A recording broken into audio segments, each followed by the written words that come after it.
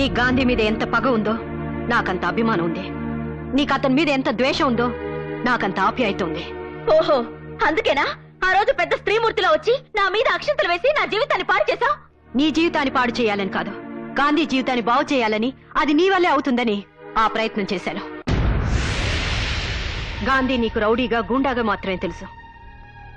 కానీ నాకు అతను చంటి బిడ్డప్పుడే అన్యాయంగా తల్లిదండ్రుల్ని పోగొట్టుకున్న అనాథగా తెలుసు. నీకు అతను చెడే తెలుసు, కానీ చెడిపోవడానికి కారణం తెలీదు. గాంధీ నీ మెళ్ళో తాళి మాత్రమే కట్టాడు, కానీ నా మెళ్ళో తాళి తెంచాడు. అయినా కూడా అతనంటే నాకు అభిమానం. ఎందుకో తెలుసా?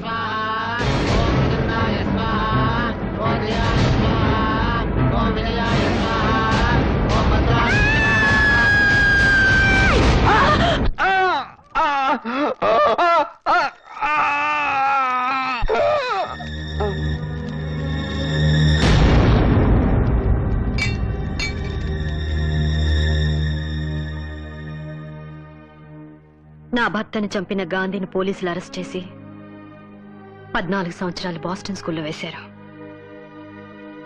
జైలు నుంచి బయటకు వచ్చిన గాంధీ మామూలు మనిషిగా బ్రతకాలని ప్రయత్నం చేసినా ఈ సమాజం అతని హంతకుడుగానే చూసింది. రౌడీగా గూండాగా ముద్ర వేసింది. అందుకే అతనికి సంఘం అంటే అసహ్యం, దేవుడంటే కోపం. అటువంటి గాంధీ మొదటిసారిగా నీ ప్రేమలో పడ్డాక నువ్వేం చెప్తే అది చేశాడు. ఏమైనా చేయడానికి సిద్ధపడుతున్నాడు.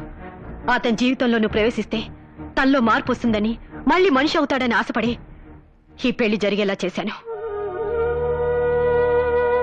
అన్యాయాలు అక్రమాలు చేసి కూడా ఏనాడు కోర్టు గుమ్మం ఎక్కని గాంధీ నీ కోసం, నీ ప్రేమ కోసం మంచి పనులు చేస్తూ మొట్టమొదటిసారిగా బోనెక్కాడు. సొంత పెళ్ళాన్ని పరాయివాడి పక్కలో పడుకోబెడుతుంటే తట్టుకోలేని ఆడదానికి గాంధీ తోడుగా నిలబడ్డాడు. వాళ్ళని ఎదిరించాడు. అదా అతను చేసిన నేరం? నీ ప్రాణ స్నేహితురాలు ప్రియని బలవంతంగా సొంతం చేసుకోవాలనుకునే వాళ్ళని ఎదిరించి ఆమె ప్రియుడికిచ్చి పెళ్లి చేశాడు. అదా అతను చేసిన పాపం? కానీ ఒకటి మాత్రం నిజం, నీ అంతటా నువ్వు వెళ్లి పిలిచే వరకు గాంధీ నీ మొహం కూడా చూడ్డా. ఎందుకంటే నీ మెళ్ళో తాళి కట్టి తప్పు చేశానని పశ్చాత్తాపడుతున్నాడు కాబట్టి.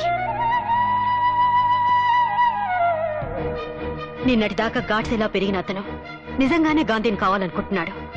అర్థం చేసుకున్న అతను గాంధీనే చేస్తావో, అపార్థం చేసుకున్న అతను గాడ్సేగానే ఉంచుతావో నీ ఇష్టం.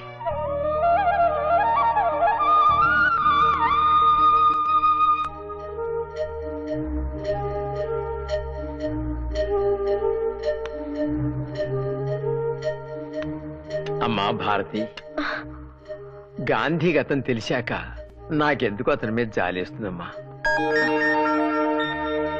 తల్లిదండ్రులు బిడ్డల్ని ఎంతో ప్రేమగా పెంచి పెద్దవాళ్ళని చేస్తే కనికరం లేకుండా వాళ్లే మమ్మల్ని ఇంటి నుండి బయటికి గెంటేశారు. అలాంటిది చిన్నప్పుడే తల్లిదండ్రులను పోగొట్టుకుని వాళ్ళ ప్రేమానురాగాలకు దూరమైన గాంధీ గూండాగా మాటల్లో ఆశ్చర్యం ఏముందమ్మా. లోకజ్ఞానం తెలిసిన దానివి, తెలివైన దానివి, నీకు మేము సలహానివ్వనక్కర్లేదు. కానీ ఎందుకో గాంధీని భర్తని చేసుకుంటే మంచి జరుగుతుందేమో అనిపిస్తోంది. బాగా ఆలోచించుకో తల్లి.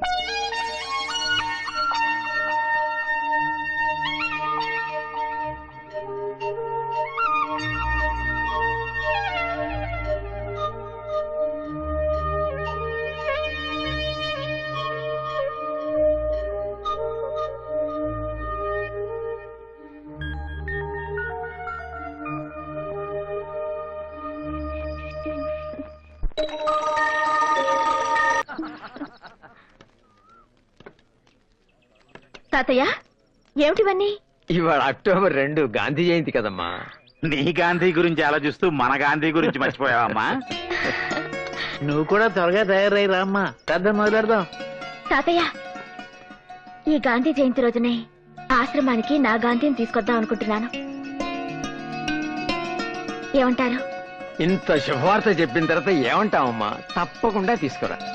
ప్రార్థన అయ్యాక వెళ్ళి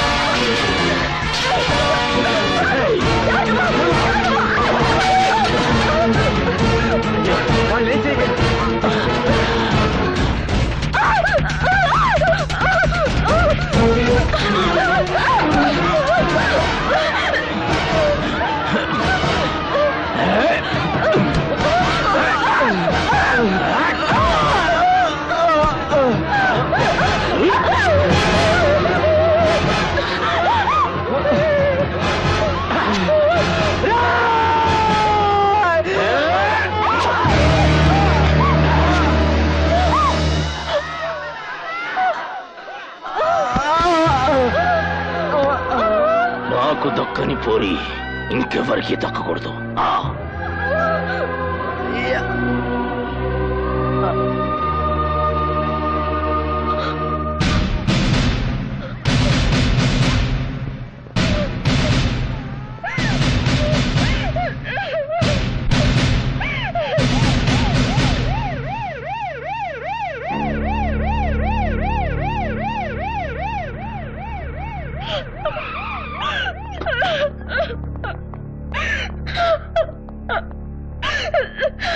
వీళ్ళని ఎవరు చంపారు?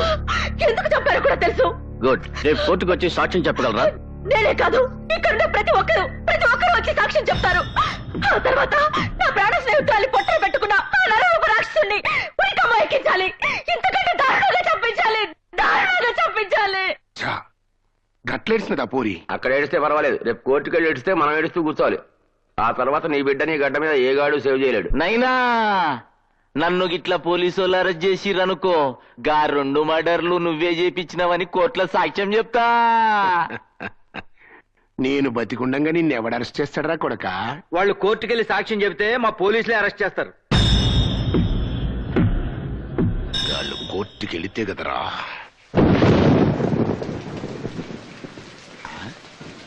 అమ్మా భారతి, ఇంత రాత్రిపూట ఈ వర్షంలో ఎక్కడికమ్మా బయలుదేరావు? గాంధీ దగ్గరికి. ఎందుకమ్మా? రేపు కోర్టుకెళ్లే వరకు అతని అండ అవసరం అనిపిస్తుంది తాతయ్య. అదే నిజమే. అయితే మేము వస్తాం పద. వద్దు తాతయ్య, నేను వెంటనే వచ్చేస్తాను, మీరుండండి.